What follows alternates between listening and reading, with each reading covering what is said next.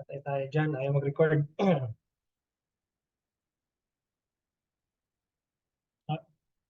Ayan, okay na. Okay na.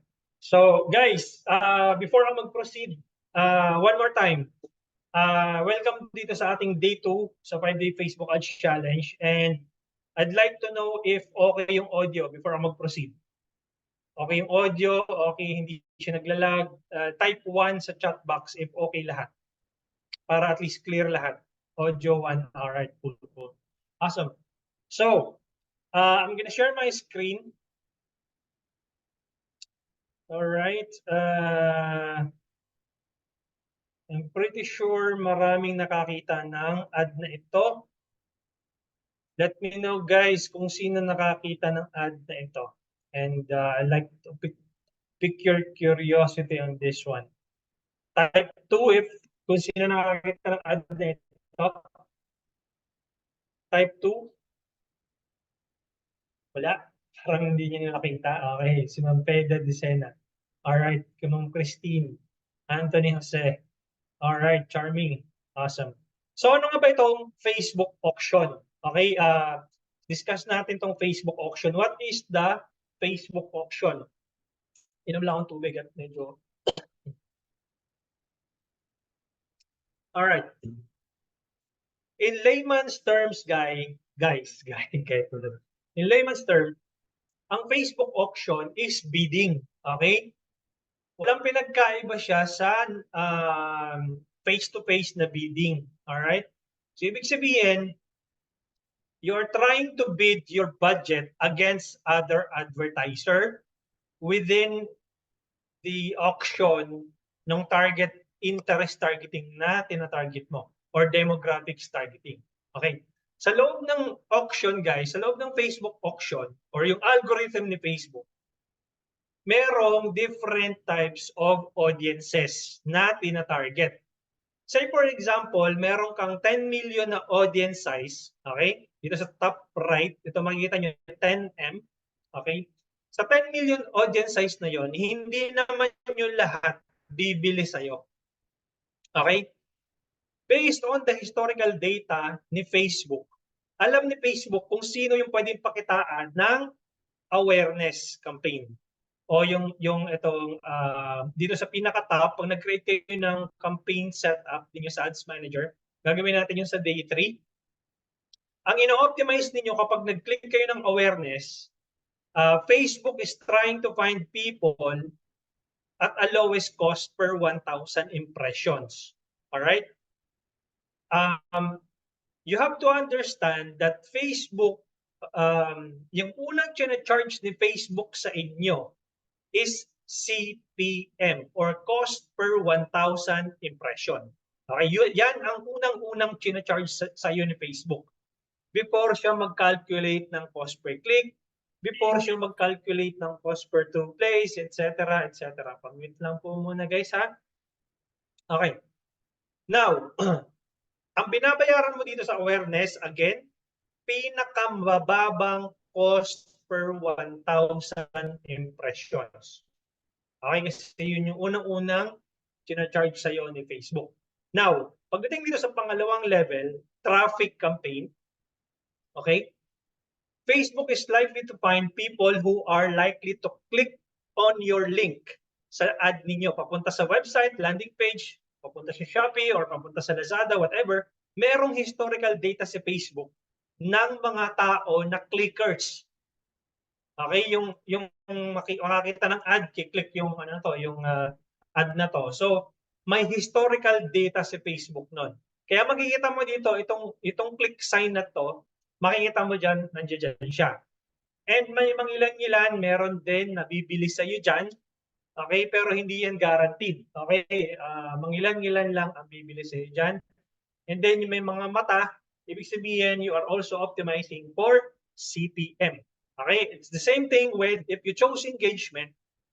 Okay, Facebook is going to find people who are likely to engage with your page or your ad. Okay, meaning merong historical data din sa Facebook for those people who are engagers. Yung panay comment, panay share, panay like. sa mga post. Ang dami nilang activities sa Facebook na more on engagement. Okay, nagre-reply sa comment section, and then nagme-message, nagsisend ng message. Naka-quantify din po ni Facebook yan sa loob ng auction. Alam po ni Facebook yung historical data ng bawat isa sa inyo. Kung anong klase kayong user, kung clickers ka ba, engagers ka ba, or purchasers. Okay? By default, ang boost post po belongs to engagement. Okay? By default. Kapag nag-run ka ng boost post campaign or boost post, ito yung ginagamit mo, engagement. You are trying to tell Facebook that, hey Facebook, I want more people to engage with my page, including messages, likes, comments, shares, and video views. Alright? Kaya po, again, you are optimizing for CPM, cost per 1,000 impressions, and you are basically bidding inside the auction to find more people to who are likely to message sa page mo. Okay? Kahit po naka-message ang campaign, yes, Ma'am Christine. Okay? Kahit naka-message ang sinelect mo na campaign na optimization or conversion optimization, engagement is, ang by default po nun is engagement. Okay? Now, meron po tayong tinatawag dito sa babang leads, app promotions, and sales. I'm not gonna be talking about app promotion kasi hindi naman tayo SaaS company. Okay, wala naman tayong apps. Okay? If you optimize for leads, okay, especially if meron kang website or landing page, you're telling Facebook to, hey Facebook, find more people na magbibigay sa akin ng mobile number nila, ng emails nila. Okay, you are asking Facebook to do this, the lead optimization for you. Kaya makikita mo dito, excuse me, optimized CPM or yung OCPM na tinatawag.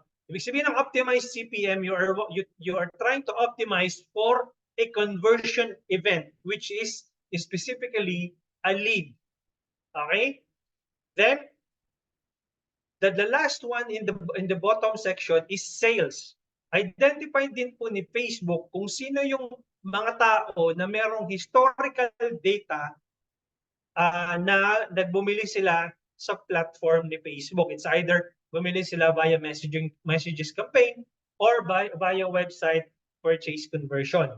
Okay, kaya yung dalawa na to, OCPM or yung optimized CPM.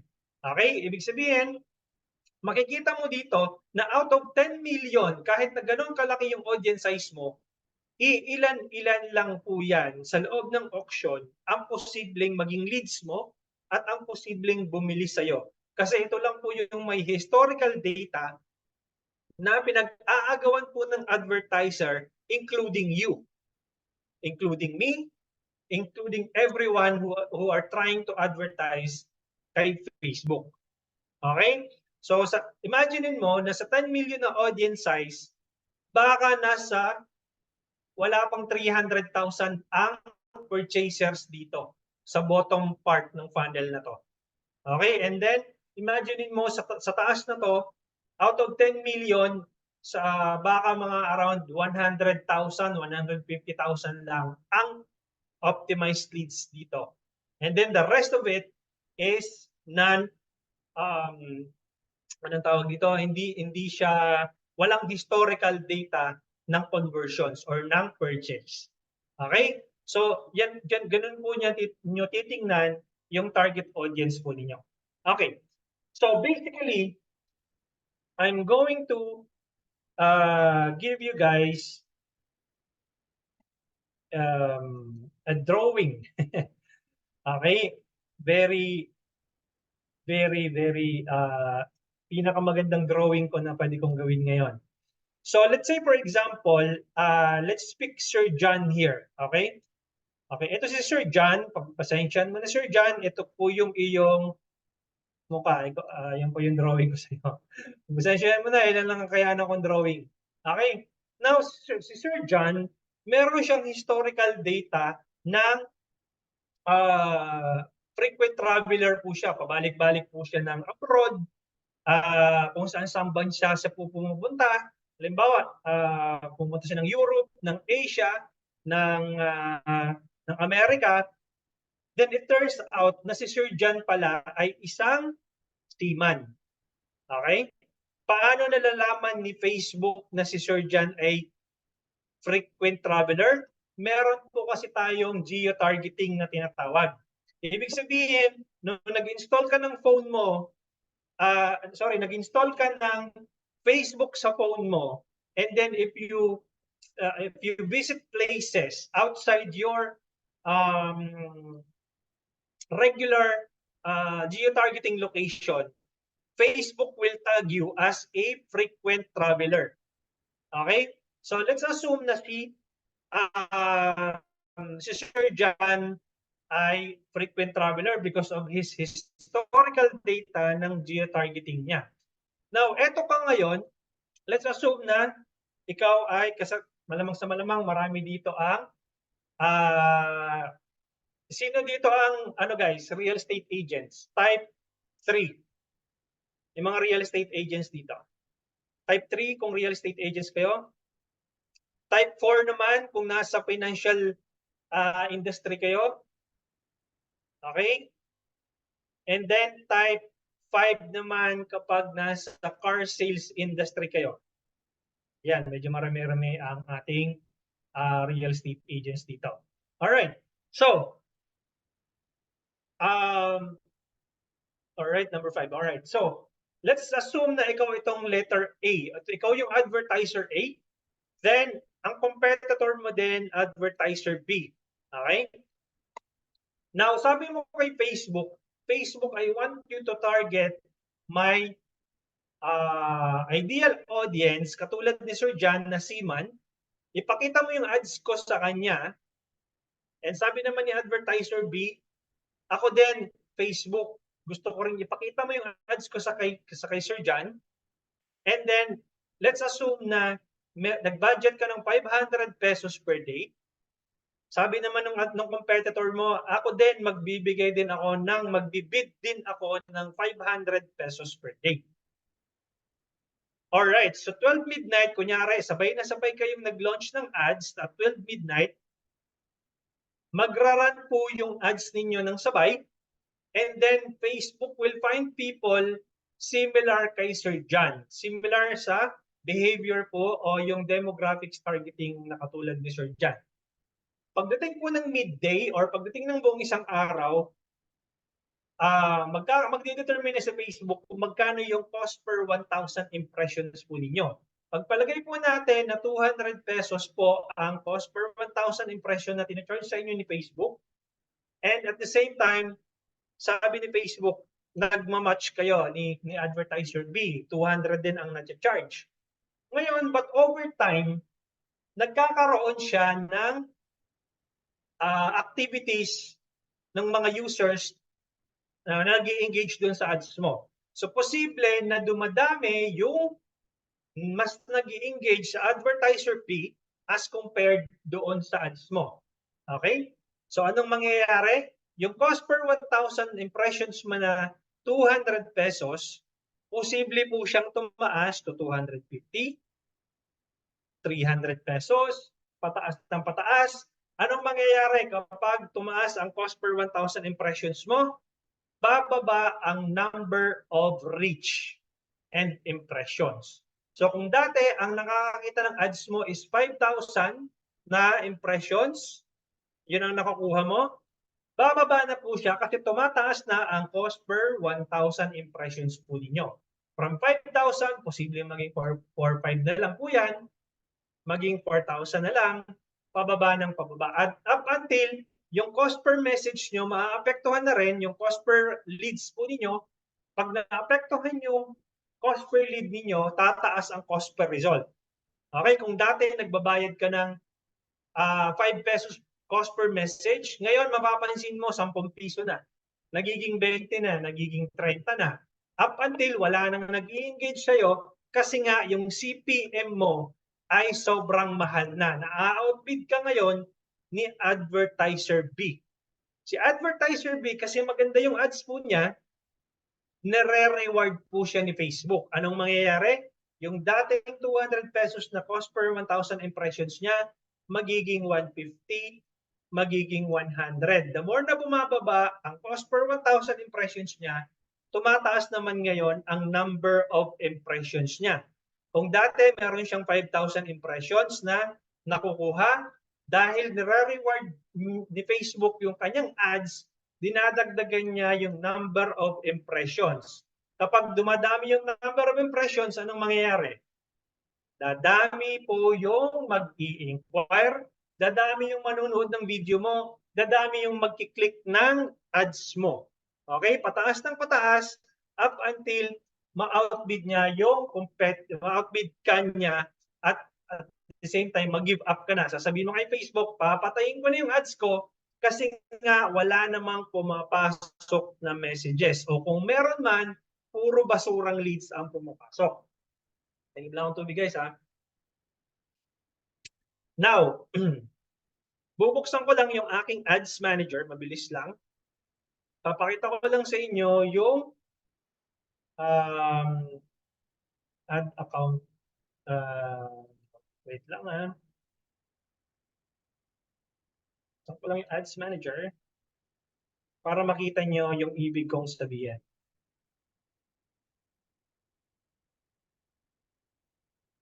Okay. Pagdating po dito sa ad level, okay, nakistop naman yan, wala naman akong ads na nag-run dito. Pagdating po sa ad level, paano ba kayo ginigradean ni Facebook? Guys, sabi dito, unstable daw yung net ko. Kumusta po yung audio ko? Okay ba? Sorry nasa labas kasi ako. Okay ba yung audio? Hindi naman choppy? Okay naman. Sige. Ayan. Ngayon, meron po grading system na binibigay si Facebook. Okay? Meron po siyang grading system. Makikita mo niyo po yun dito sa tatlong column, engagement rate ranking, at conversion rate ranking. Tatlo lang po ang parameters ni Facebook na tinitingnan. Below average, above average, below average, average, tsaka above average. Kapag nakikita nyo dito na yung quality ranking ninyo ay below average, ibig sabihin po nun, yung quality ng ads ninyo is below average against other advertisers. Ibig pong sabihin, hindi niya na ma-match or hindi niya mas mababa siya ang grade mo as compared sa other advertisers based doon sa quality ng ads mo. Okay, kaya bibigyan ka ni Facebook ng below average na quality ranking. Pagdating mo naman dito sa engagement rate ranking, ibig sabihin po, kung maraming nag-i-engage, maraming nagko-comment, maraming nag-share, maraming nanonood ng video mo, tataas po ang average engagement rate ranking mo. Magiging above average or average engagement rate ranking. The last na ginigrade sa'yo ni Facebook is conversion rate ranking. Ibig sabihin po noon, if you're optimizing for website conversions, especially leads or purchase, makikita mo din dito agad kung binibigyan ka din ni Facebook ng average conversion rate ranking. Ibig sabihin, may nagko-convert ba? May bumibili ba? May nag-i-inquire ba? So, nandito po yun, makikita nyo yung score po ninyo dito. Okay? So, balik tayo dito sa Facebook auction. Choppy. Sabi ni Sir Nino, choppy daw. Guys, make sure na ma-inform nyo ako. Okay naman na? Okay, sabi ni Ma'am Christine, okay na. Sige, other than Sir Nino, meron pa na choppy yung dating ko? Okay, sige. Okay naman daw, Sir Maximo. Alright. So dito guys, sa Facebook auction, ganito po yung itsura niya. Kapag nag-budget ka ng 10 pesos, nagbaba nag-budget ka ng let's say 500 pesos or 100 pesos, yung pinakamababa na favorite kong gamitin, you are trying to bid in the lower tier o yung tinatarget mo yung low-hanging fruit na tinatawag. Ibig sabihin ng low-hanging fruit kapag nakakita ka ng isang punong kahoy na maraming bunga, yung nandoon sa laylayan ng punong kahoy na yon na maraming bunga, yun po yung binibigay sa inyo ni Facebook. Ibig sabihin, yung kayang abutin ni Facebook sa mababang halaga, yun ang binibigay sa inyo sa tier 1. Kaya kung nagbabudget kayo ng 100 pesos per day, 200 pesos per day, yun po yung binibigay sa inyong audience kay ni Facebook. Halimbawa, ikaw dito, advertiser A, and then yung isa naman, advertiser B, pareho kayo ng budget, nandito yung audience na tinatarget po ninyo. Ano po ang mangyayari kapag minove ko dito, okay? So makikita nyo, meron siyang mangilan-ngilan dito na bibili po sa inyo. Pero over time, masasaturate nyo po yung audience po na yan at lalabas yung learning limited. Kaya makikita nyo po yung dun sa ad set level po ninyo, learning limited ang nakalagay. Kasi nga, sabi ni Facebook, 10 million size, audience size nga yung ano mo, yung i-present ko muna ulit Sabi ni Facebook, 10 million size nga yung tinatarget mo na audience, yung estimated audience size. Pero, inside the tier 1 auction, na-saturate ko na yung 10,000 na katao. No? Ibig sabihin nun, sabi ni Facebook, Sir John or Sir Jeffrey o Sir Gian, 10 million size ang estimated audience mo, pero wala na akong maibubuga. Wala na akong makitang user na mag-take ng action based doon sa ino-offer mo or doon sa ads mo. Kaya makikita mo over time, makikita mo learning limited. Ano ang gusto ni Facebook na mangyari? Mag-increase ka ng budget mo or maghanap ka ng bagong audience para makakuha ka ng mas mababang cost per result. Imagine mo, meron tayong tinatawag na lowest cost per result. Yun po yung default ni Facebook. Ibig sabihin, bibigyan ka nung pinakamamurang halaga ng conversions na hinihingi mo kay Facebook.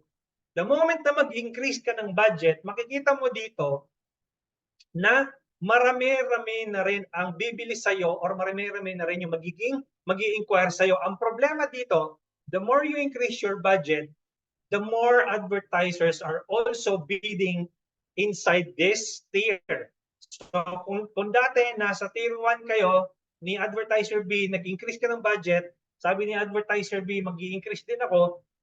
Yes, marami nga yung nandito sa tier 3, 4, 5 up until tier 10. Kaya lang, nagmamahal din po ang cost per result po dyan. Bakit? Kasi nga, marami din ang competitors mo nagbibid the same sa'yo inside the auction. Nagme-make sense ba guys yung kung bakit nagmamahal ang cost per result po ninyo? No? Nagme-make sense po ba sa inyo? Si Sir Maximo, magkaiba po ba ang learning limited at creative limited? Okay. Ibig sabihin po ng learning limited, Sir Maximo, na-saturate mo na yung audience within that tier. Okay, halimbawa, tier 1, tier 2 yung tinatarget mong audience, hindi ka naman nagpalit ng budget mo. Halimbawa, for the longest time, let's say, isang buwan ka na nagra-run ng ads, yung budget mo ay nasa 200 pa rin, 300 pesos, na-saturate mo na yung audience mo doon sa mababang level. Okay? Now, ang pagkakaiba ng creative limited, ibig sabihin po nun, you've been using the same creative, and wala na silang nakikitang bago sa'yo. Okay? Ibig sabihin, nung nag-launch ka ng ad, isang ad lang yung nilaunch mo, kunyari, or dalawang ads, for the longest time, for 2 months, yun at yung ads na yon ang ginagamit mo sa iyong campaigns. Kaya po makakakita ka, Sir Maximo, ng creative limited. Ibig sabihin, kinukulang na si Facebook ngayon ng creatives na maipapakita doon sa target audience mo. Okay? Sana nasagot ko yung tanong mo, Sir Maximo. Okay? Ma'am Christine, pa-explain po later yung budget na 500 pesos versus budget na 2,000 to 3,000 pero same result. Thanks po. Okay. Marami po ang factors po dyan kung bakit, anong tawag dito? Maraming factors kung bakit sa 500 pesos or sa 100 pesos, marami kang leads na pumapasok.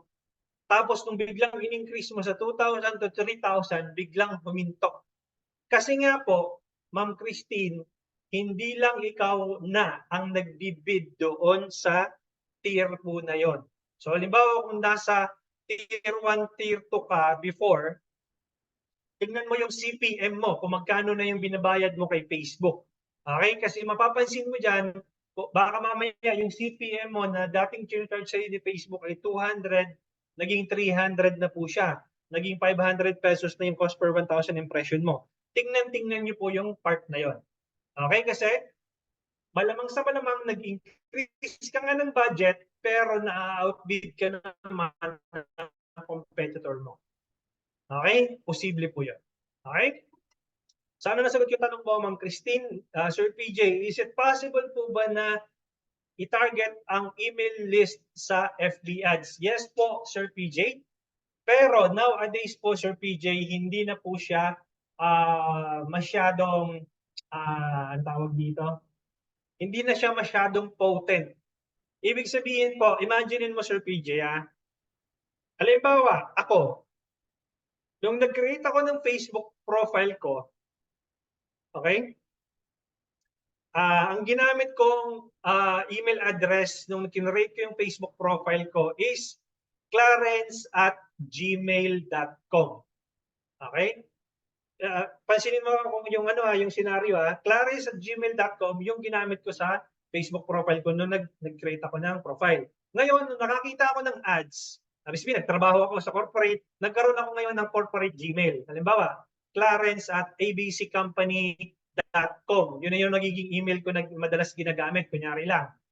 Ngayon, lumabas sa akin yung ads, lumabas yung ads mo sa akin, Sir PJ, ginamit ko ngayon yung email ng company ko instead na yung personal email ko. Do you think mahahanap pa rin ni Facebook yung same profile na i-upload mo sa email list?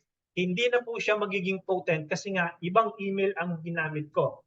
Dagdag pa dyan yung mga iOS users, medyo advanced na to ng konti, Sir PJ, na mga nag-opt out ng tracking. Ibig sabihin kung Apple user ka, tapos sinabi mo kay Facebook na sinabi activities outside Facebook. Ibig sabihin nun, kahit na may email ka pa na nilagay, in-upload doon sa audience targeting mo, hindi na siya magiging as potent as compared doon sa people who engage with your page. Okay? Hopefully, nasagot ko yung tanong mo, Sir BJ. Okay? Now, Sir John, how do we know if what tier na kami? Simple lang, Sir John. Kung mababang budget nyo lang, may bababang budget ang ginagamit mo, posibleng nasa tier 1 ka pa lang. Okay? Ito guys is I'm just giving you the parang visualization. Okay? Hindi ito specific na, let's say for example, coach ba nag-budget ba ako ng 2,000 pesos, nasa tier 5 na ba ako? Hindi po. Hindi po ganoon yung gusto kong ipaintindi po sa inyo. Ang gusto kong ipaintindi sa inyo na ganito po yung sa loob ng Facebook auction. Ibig sabihin po, regardless po kung magkano yung budget po ninyo, kung gaano kalaki, obviously hindi ko naman pwedeng sabihin na nasa tier 7 ka na. But for as long as you increase your budget, you are in the higher tier inside the auction. Okay? Yan po yung sagot ko sa inyo, Sir John. Okay? So, again, kung nasa mababang budget ka, 100 pesos, 200 pesos, 500 pesos, malamang sa malamang, nasa between tier 1 to 2 ka pa lang dyan. Probability na magiging tier 3, 4, 5, 6 ka dyan, pag nasa 5K na yung budget mo siguro, or 10,000 per day ka na, 7, 8, 9, 10, etc. So, depende yung kung gaano kalaki yung budget. Okay? Now, si Ma'am Jemima, ano po need na gawin na kapag creative limited na yung nakalagay? Need po ba i-turn off yung ad? Ma'am Jemima, ang gagawin mo ay mag-launch ka ng bagong ads sa same ad set po na tinetest po ninyo para hindi po siya mag-creative limited. Okay, kung isang ad lang yung nakalagay doon dati or dalawang ads, ibig sabihin po noon, sinasabi sa inyo ni Facebook na, hey, Ma'am Jemima, kailangan mo nang maglagay ng bagong ads kasi umay na yung target audience mo. It's the same ad that you've been showing to their news feed. Kaya po siya nagke-creative limited. Magkaiba po ang creative limited sa learning limited. Okay? Nasagot ko po kanina sa tanong po ni Sir Maxim. Okay? So dapat unique ang amount ng budget para mawala masyadong ka-compete. What do you mean po, Ma'am Peida, ng unique ang budget? Wala pong unique na budget, Ma'am Peida. Kasi ang budget mo is either mag-i-increase ka or mag-i-decrease. Wala pong unique na budget. Okay? Please elaborate kung ano yung ibig sabihin mo ng unique na amount ng budget para at least masagot kita ng maayos. Okay? Sir Maximo, ano po ba yung acceptable na CPM coach? Nakikita ko dito sa Pilipinas kasi madalas yung mga campaigns ko is sa abroad. Sa abroad kasi is around $10 to $15 cost per 1,000 impressions. Dito po sa Pilipinas, nagra-range po siya ng between 200 to 250 pesos cost per 1,000 impressions. Depende po sa industry po ninyo. Kapag high ticket po yung products na binibenta mo, let's say for example, nagkakalaga ng 50,000 pataas, malamang sa malamang, ang cost per 1,000 impressions dyan is mas mahal ng konti. Pero kung average, let's say for example, average nasa e-com industry ka or health and wellness, may binibenta kang product, nagre-range ng between 200 to 250 pesos. Okay? Kapag bumaba ka ng mga around 100 pesos pababa, magandang CPM na yun. Okay? So, Charmy, sir, hindi kaya mabigla yung ads ko kung malaki agad ang budget ko. Ma'am Charmy, meron po tayong pwede mo siyang bombahin yung budget mo kapag stable na po yung campaigns po ninyo. Ang sinasabi po ni Facebook is at least makakompleto ka ng 50 conversions within 1 week or within 7 days. Now, imagine mo kung mababa lang yung budget mo, Ma'am Charmy, it's almost impossible for you to exit the learning phase.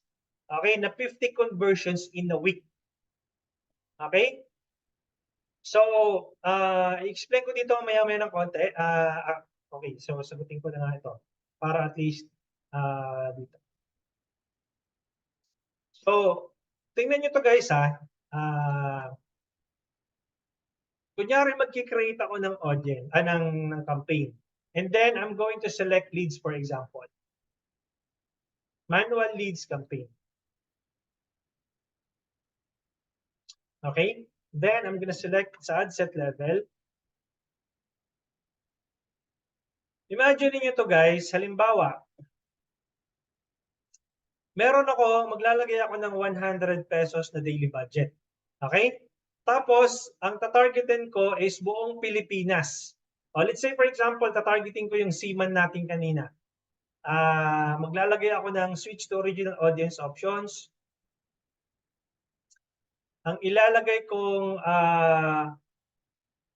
demographics or detailed targeting is frequent traveler. Frequent travelers. Kamukha nung demo natin kanina. Frequent travelers or frequent international travelers. Yung pabalik-balik sa bansa. Okay? Now, makikita nyo dito sa bandang gilid, sabi niya dito ni Facebook, ang estimated audience size is between 59 million to 69 million na katao yung frequent travelers na record ng may historical data kay Facebook. Pero mapapansin mo dito sa baba, ang estimated daily results mo is out of 59 to 69 million, ang posible lang ma-reach ng ads mo for 100 pesos, 100 peso budget, is between 2,000 to 5,000 reach. And sabi ni Facebook, may probability na ang mabibigay ko lang sa'yo is between 5 to 15 leads na based doon sa budget mo na yon. Tingnan mo to, ang mangyayari kapag nag-increase ka ng budget from 100 pesos, tingnan nyo to guys obviously tataas to. Gagawin ko ngayon 5,000 pesos. Yon, ang reach mo ngayon ay tataas between 98,000 to 283,000. Out of 59 million to 69 million na estimated audience size only. Okay, ang leads na papasok is between 256 to 739 na katao based doon sa budget po ninyo. Ngayon, ang tanong po ni Ma'am, anong tawag dito? Ni Ma'am Charmy, baka mabigla yung ads ko kung malaki agad yung budget ko. Depende po, ma'am. Kapag nag-exit na sa learning phase yung inyong ads, pwede nyo na po siyang bombahin ng budget. Meron akong nare-recommend na scaling method. Kasi na-try ko na po yung, mabagal yung aking internet, na-try ko na po yung vertical scaling method saka yung horizontal scaling method. Ngayon, nakapag-develop ako ng mas better na scaling method na hindi ka masusunugan ng budget. Kaya ko po nakuha yung 100 pesos Facebook ad strategy na campaign scaling method. Okay? So, magsimula ka muna sa 100 pesos, tapos i-duplicate mo po siya sa 1,000 pesos a day. So, for example, ganito po ang itsura no? Teka lang sorry. Don't save. So, ganito po yung itsura ng campaigns ninyo. 100 pesos yung testing phase mo. May tinatawag akong TVS method. T for testing, V for validate, and S for scaling. Yung 100 pesos po nyo dito, i-test nyo for 3 days. 3 days minimum tolerance, 5 to 7 days maximum tolerance.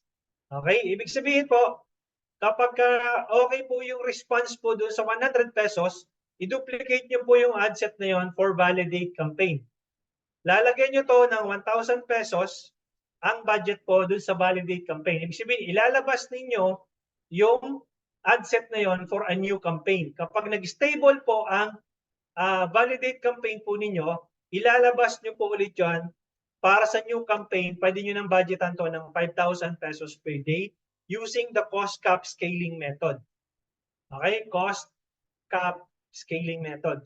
Pero bago nyo gawin yan, dapat na-determine nyo muna yung ideal cost per lead po ninyo o yung tinatawag nating CPL pagka nag-generate po kayo ng leads. Kapag nasa e-com naman kayo, dapat cost per purchase. Dapat na-determine nyo na rin yon kung magkano dapat ang cost per purchase po ninyo. Malalaman nyo po kung magkano yung CPL ninyo at saka yung cost per purchase nyo sa pang 5th day. Tuturuan ko po kayo kung paano gamitin yung Facebook Ads Calculator. Alright? Okay ba tayo doon? Maganda ba yan? Okay? If you want guys to use that same framework, meron ako bibigay sa inyo na anong tawag dito na link. Teka lang pwede nyo i-download dito. Okay. Eto.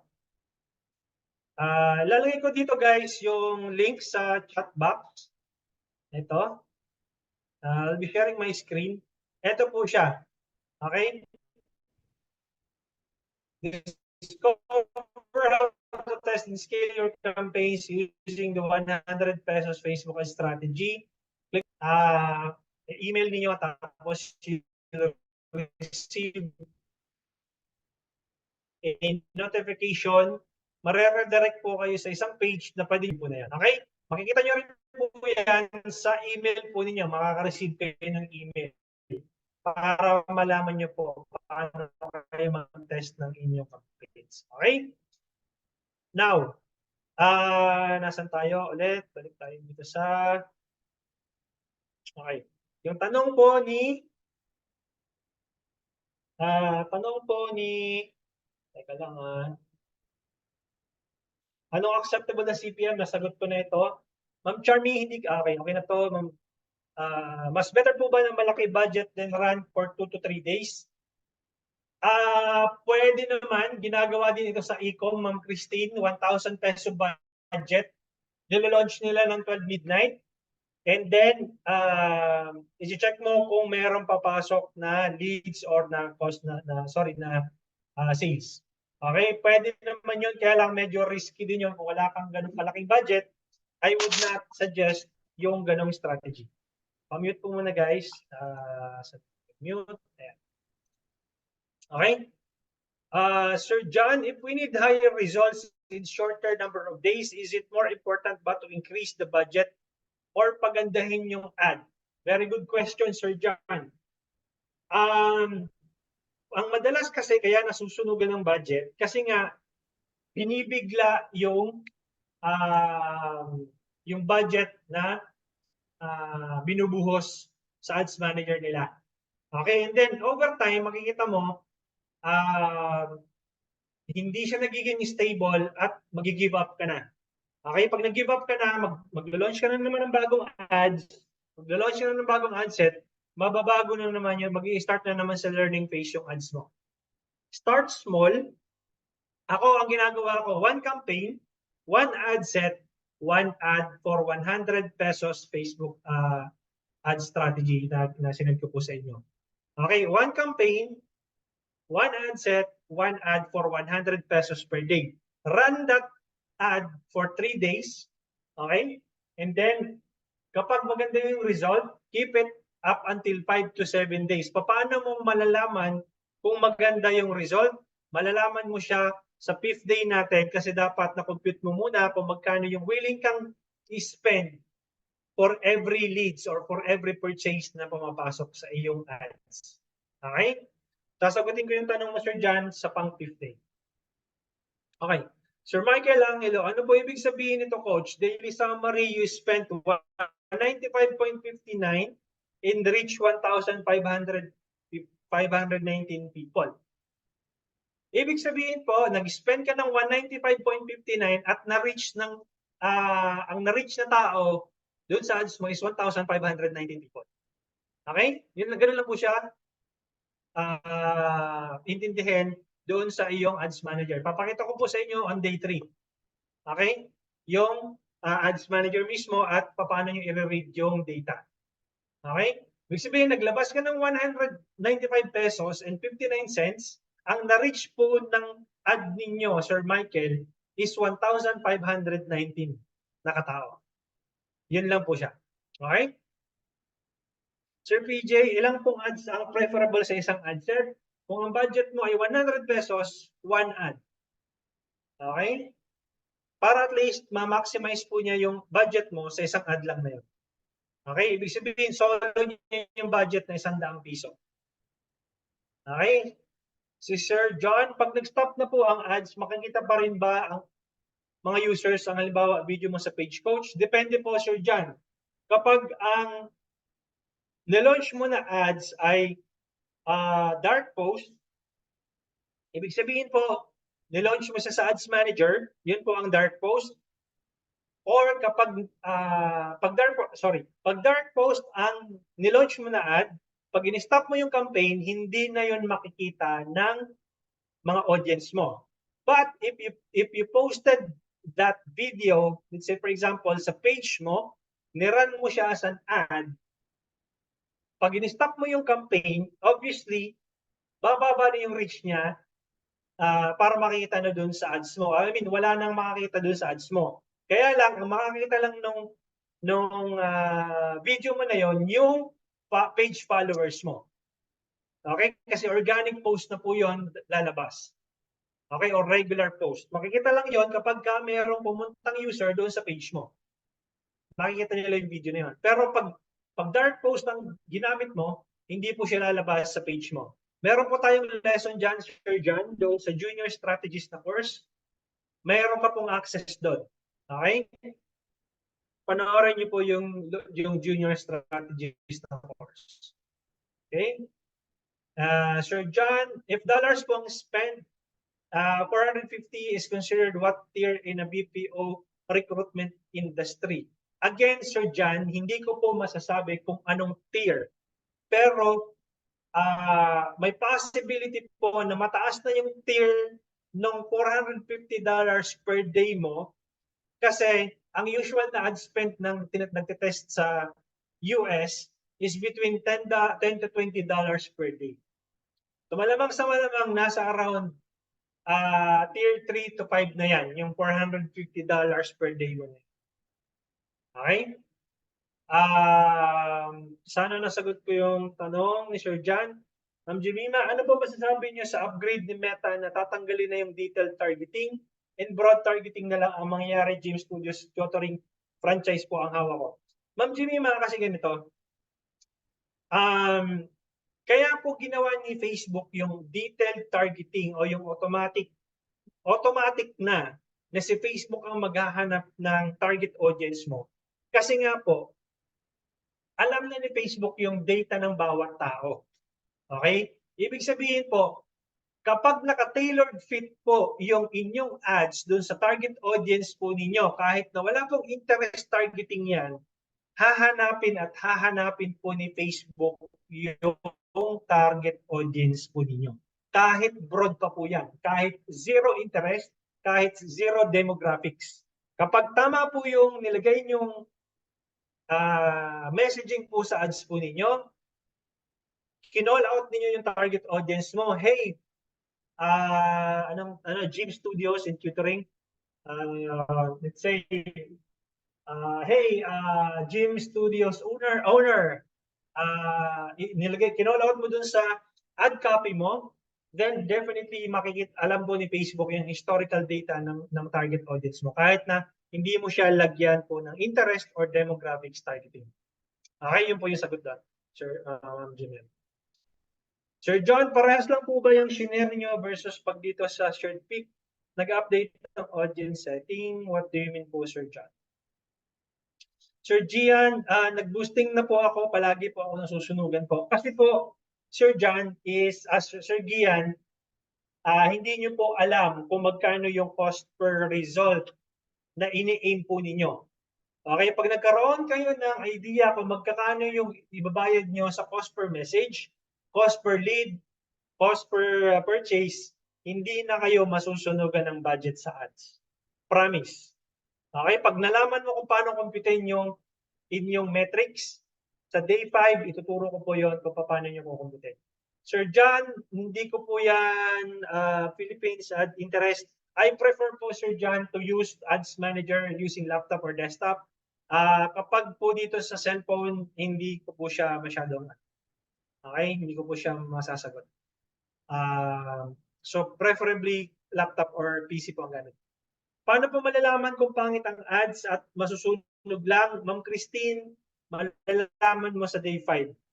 Again, kung paano mo kukumpitin kung magkano ba yung willing kang bayaran sa cost per action kay Facebook. Okay? Para hindi ka masunog sa ads at kung magkano lang yung gusto mong i-budget sa ads mo. Okay? Nagmamatter din po ba ang static image versus video yung ginagawang ad? Of course, Sir John. Mas preferably video para at least merong engagement na maganda. Okay? Versus image. Depende na lang kung yung image mo talagang very compelling or very highly curated image. Obviously, magkakaroon din po ng ano yan. Magkakaroon din ng magandang effect yan. Pero video pa rin ang nakikita ko mas maganda. But, you have to test both. Yun yung sagot ko doon. Okay? Test mo lang. Okay? Coach, pag sinabing reach, meaning nag-appear sa timeline ng total number of audience na na-mention, Ma'am Evangeline, yes. Okay? Kasi pag-aaralan natin yan on day 4. Okay? Yung reach tsaka impressions, ibig sabihin po nun, bigyan ka lang kita ng pahapyaw, na-reach yung audience mo, at the same time, naging impression din po siya. Okay? Kaya madalas, mataas ang number of impressions, mababa ang number of reach. Malilito kayo doon minsan, kasi nga, it's the same people who have seen your ads more than once or more than twice. Okay? Kaya mapapansin mo, 100,000, let's say, 10,000 yung reach, kunyari, tapos nasa 27,000 yung impressions. It's because it's the same people na nakita yung ads mo more than once or more than twice. Okay? Ituturo ko yan, Ma'am Evangeline, sa day 4. Okay? Coach, ano pong best campaign objective if yung funnel po ay from ads papuntang landing page? Quiz ang laman, tapos mag-button click lang muna. Let's say page. Campaign objective, mararedirect sila sa sales page. Then obviously, optimize for sales. Marvely Crisologo. Okay? Optimize for sales, but make sure na yung quiz, kapag ka nalagay na nila yung information nila, yung let's say yung mobile number tsaka email, mag-create ka pa ng isang conversion event doon as leads. Pero ultimate goal mo doon is sales. So dalawang conversion event. Medyo ano na po yan, Ma'am Marvely, medyo advanced na yan ng content. Okay? So dalawang conversion event ang gagawin mo. Isang lead event tsaka isang sales event within the same path nung quiz na landing page na ginawa. Okay? Ma'am Fem, sa akin ay 150 pesos per message. Mahal po kayo. Nag-funds ako per 500 pesos per day lang OFW target audience po. Hindi mo malalaman kung mahal or mura hanggat hindi mo na-compute kung magkano yung iyong ideal cost per action or yung customer acquisition cost mo. Again, sa day 5 po natin yung pag-uusapan. Okay? Yes, excited na daw si Sir Gian na malaman kung paano kinocompute. Okay, sa day 5, huwag kang mawawala, Sir Gian. Eunice, so may I know, sir, kung ano po yung threshold? Bakit mahal po ang threshold? Doon po ba ito sa payment threshold? Kapag bago lang yung ad account mo, Eunice, so, may threshold ka talaga. The more na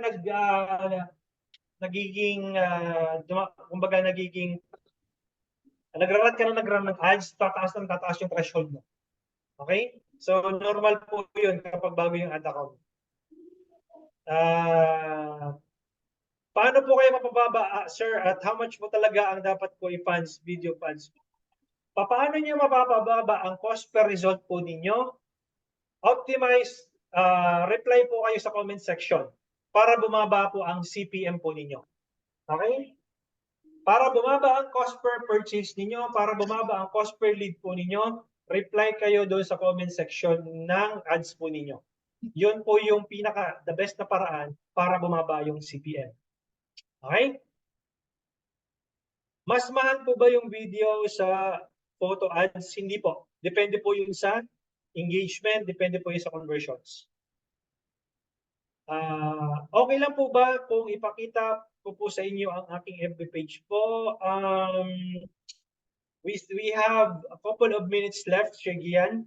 I need to answer all of the questions dito sa comments natin, sa chat box. We still have a couple of minutes left. May strat po ba kayo para para sa mga limited audience size lang, like 5 kilometers lang ang radius ng target audience? Feeling ko po kasi na-exhaust ko na po yung audience. Ano po yung maganda kong gawin? Ma'am Jemima, try to optimize for reach campaign. Bagay po sa inyo yung 100 pesos Facebook ad strategy. Okay, if you want to have a better strategy doon sa limited na geo-targeting audience size, I would suggest go for the 100 pesos Facebook ad strategy.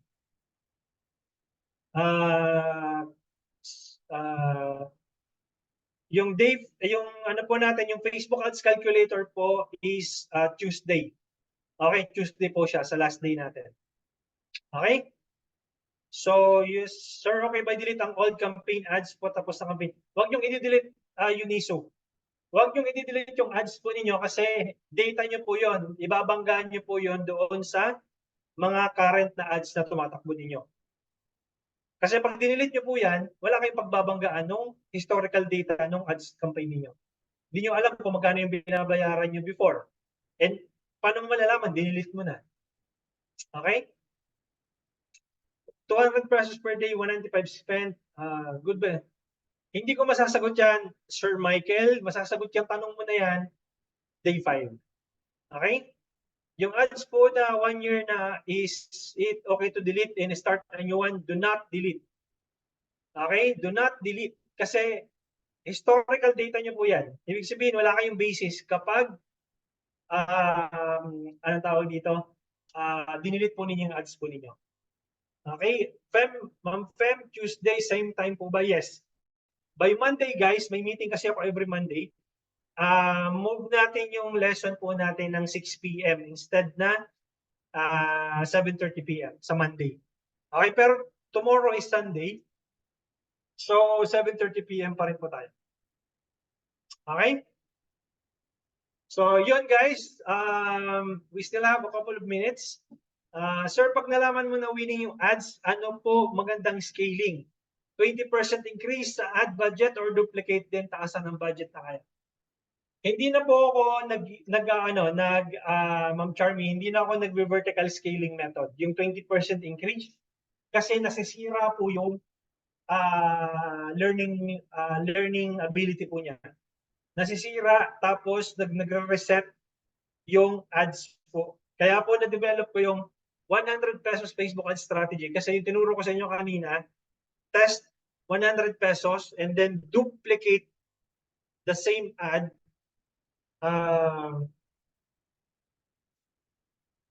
duplicate the same ad with a 1,000 peso budget within the new campaign. Okay? So, yun po yung ginagamit kong scaling method, Ma'am Charmy. Hindi po ako nag-vertical scaling method na. Kasi nagawa ko na yun eh. Ilang beses ko nang ginawa yung vertical scaling method na yan. Nasusunugan lagi ako ng budget. Okay? So, duplicate that same ad set and create a new campaign. Yun yung sagot ko dun sa tanong. Okay? Kailan po bababa ang threshold amount po? Ilang years? Within a couple of months po, Uniso. Kapag or within weeks lang, kapag every week naman tumataas ang threshold mo. Depende kapag nagtataas ka ng budget. So, tataas din ang threshold mo. Okay? Pwede po yan maaga sa Monday para maka-attend ako. Naka-structure na po yung natin, Ma'am Fem. Yung ating lessons. Day 5 po is Tuesday talaga. Sir, nasa 100 pesos Facebook strategy po ba yung advanced strategy? Yung sinabi mong may event? Ako po yung nagtanong regarding landing page na quiz po. Meron doon, depende po sa gamit mong landing page, Marvily. Ano pong landing page ang gamit mo? Kasi ang nandoon na tinuturo ko is yung panel 5. Panel 5 po yung ginagamit ko. Kasi kung ano pong landing page builder po ang ginagamit mo? ClickFunnels, WordPress, lead pages. Pa-type na lang po dito. Para mabigyan ka ng recommendation kung ano yung mas maganda sa'yo. Accelerator po ng ClickBank. Hindi ko sure kung malalagyan ng conversion event yan, Ma'am Marmely. Yung ClickBank na yan. Kasi I believe kapag ClickBank, matagal na ako dyan sa ClickBank na yan eh. 2016 no nag-aaral pa lang ako ng Facebook. I'm not sure kung nalalagyan yan ng pixel. Hindi ko alam kung nalalagyan ng pixel yung accelerator ng ClickBank na yan. Okay, pero if meron. Okay, kung meron, pwede mo siyang magawan po ng conversion event. Madali lang po yun. Okay, nasa senior specialist po. Although walang specific na anong tawag dito na tutorial doon para sa ClickBank Accelerator. Pero nandoon po yung step by step on how you can be able to put a conversion event sa iyong landing page. Okay, sana nasagot ko yung tanong mo, Ma'am Marvelly. Or by the way, kung gusto mo ng live training, kasi yung senior specialist course is recorded lang po yon. Wala akong ano doon, wala akong anong tawag dito, live support doon. Recorded lahat yon. But if you want a live training with me, kasi yung 100 pesos Facebook and strategy, hindi pa siya tapos yung course outline niya, mas preferred or mas i-recommend ko sa iyo yan para masagot ko yung tanong mo live. Meron tayong twice a month na training session para doon. I would suggest na yun yung kunin mo para masagot, matulungan kita live mismo. Okay? I have to go, guys. Sorry doon sa mga Edward Lasso, sagutin ko to last. Ituturo ko ba yung Pixel? Hindi po. Nasa senior specialist po siya. Nasa 100 pesos Facebook Ads strategy. Okay? Hindi po siya kasama dito sa 5-day Facebook Ads challenge. Okay? So, mas okay ba na na-focus kay FB pag nag-boost or mas okay pag FB and IG together? Use FB and IG, Sir John. Both of them. Okay, I'm sorry guys, I have to go. Meron po kasi akong another meeting. Thank you so much for attending the second day po natin. I'll see you guys tomorrow at exactly 7:30 p.m. And then, saan makikita yung recording? 6-3 Trillanes.